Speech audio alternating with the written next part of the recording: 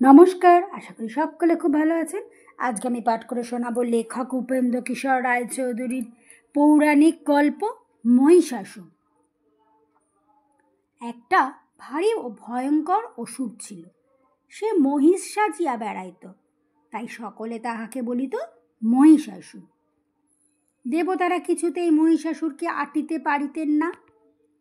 100 বৎসর ধরিয়া তাহারা সঙ্গে যুদ্ধ করিলেন, তাহাতে সে তাহাদিগকে হারাইয়া স্বর্গ হইতে তাড়াইয়া দিয়া নিজে আসিয়া ইন্দ্র হইল।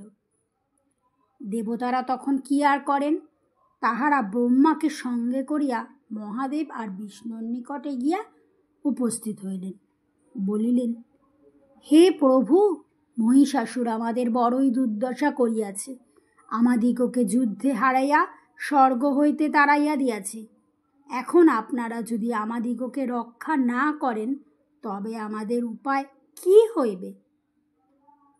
অসুরদের অত্যাচারের কথা শুনিয়া শিব এবং বিষ্ণুর বড়ই রাগ হইল।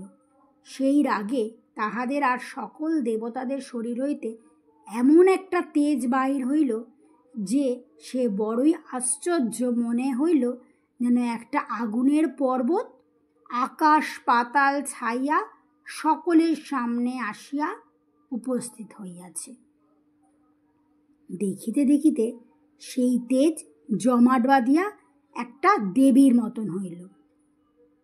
তাহাকে দেখিয়া দেবতাদিগের আনন্দের সীমা আর রইল না। তাহলে তাহারা সকলে মিলিয়া কেহ অস্ত্র, কেহ বস্ত্র, কেহ বর্ম, কেহ অলঙ্কার আনিয়া তাহাকে দিতে লাগিলেন। হিমালয় বিশাল একটি সিংহ আনিয়া তার বাহন করিয়া দিলেন। দেবীর হাজারখানি হইতে 10 দিক ছইয়া গিয়েছে, তাহার মুকুট আকাশ ভেদ করিয়া উঠিয়াছে, তাহার ভারে পৃথিবী বসিয়া পড়িয়াছে। ধনুর শব্দে আকাশ পাতাল কাঁপিতেছে। তিনি যখন হাজার হাতে হাজার অস্ত্র লইয়া গর্জন করিলেন, তখন বিশ্ব ব্রহ্মাণ্ড কাঁপিয়া উঠিল। অসুরেরা সেই গর্জন শুনিয়া ছুটিয়া আসিল। তারপর কি যেমন তেমন যুদ্ধ হইল। মহিষাসুর নিজে যেমন ভয়ঙ্কর, তাহার একটি সেনাপতিও তেমনি।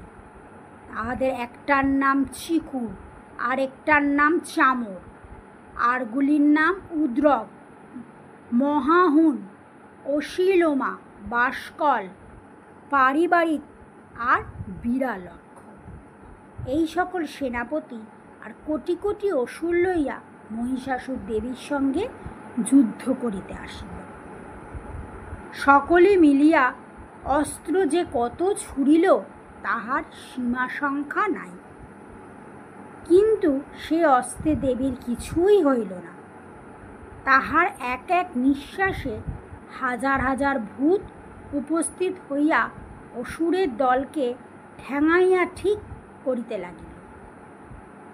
দেবীর সিংহ আচর কামড় দিয়া তাহাদিগকে কম নাকাল করিল না।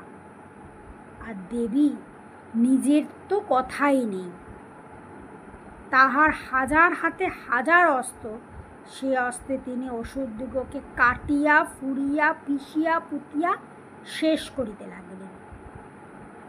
সেনাপতিগুলি কোনোটা দেবীর অস্ত্রের ঘাড়ে, কোনোটা আর তাহার কিলে চাপড়ে, কোনটা বা সিংহের কামড়ে মারা গেল। তখন আর মহিষাসুর চুপ করিয়া থাকিতে পারিলেন না। সে শিং নাড়িয়া লেজ ঘুরাইয়া গর্জন করিতে করিতে দেবীর ভূতগুলিকে এমন তাড়া করিল যে তাহারা পলাইতে পারিলে বাঁচিত, কিন্তু বাঁচিতে পারিলে তো পালাইবে। দেখিতে দেখিতে সে ভূতের দলকে শেষ করিয়া দেবীর সিংহের পানে ছুটিয়াছে। তাহার লেজের তাড়ায় সাগর লণ্ডভণ্ড, সিংহের নাড়ায় মেঘ সব খণ্ড খণ্ড হইতেছে, নিঃশ্বাসের চোটে পাহাড় পর্বত উড়িয়া যাইতেছে।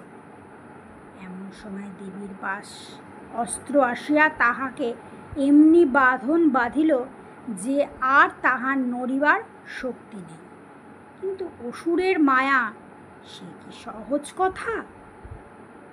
চোখের পলকে মহিষটা সিংহ হইয়া বাঁধন ছাড়াইয়া আসিল। দেবী তখন এসে সিংহকে কাটিলেন। অমনি দেখা গেল যে আর সিংহ নাই, তাহার জায়গায় খড়গ হাতে একটা মানুষ খেপিয়া আসিতেছে। মানুষ কাটা যাইতে না যাইতে কোথা থেকে একটা হাতি আসিয়া দেবীর সিংহকে সুর দিয়া জড়াইয়া বসিয়াছে। দেবী খড়গ দিয়া হাতির সুর কাটিলেন। অমনি হাতি আবার মহিষ হইয়া গেল। সেটা আবার শিং দিয়া দেবীকে পর্বত পর্যন্ত ছুঁড়িয়া মারে।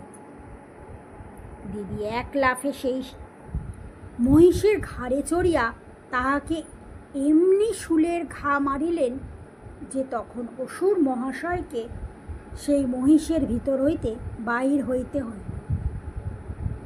কিন্তু তখনও তাহার তেজ কমে নাই। সে আধা আধি বাহির হইয়া যুদ্ধ আরম্ভ করিয়াছে। যা হোক, যুদ্ধ আর তাহার বেশিক্ষণ করিতে হইল না, কেননা দেবী সেই মুহূর্তে খড়গ দিয়া তার মাথা কাটিয়া ফেলিলেন। তখন তো দেবতাগণের খুব আনন্দ হইবেই। তাহারা দেবীকে প্রণাম করিয়া তাহারা অনেক স্তব স্তুতি করিলেন। দেবী তাহাতে তুষ্ট হইয়া বলিলেন, তোমরা কি বর চাও? দেবগণ বলিলেন, আবার কি বর চাইব? মহিষাসুর মরিয়াছে, তাহাতেই আমাদের ঢের হইয়াছে।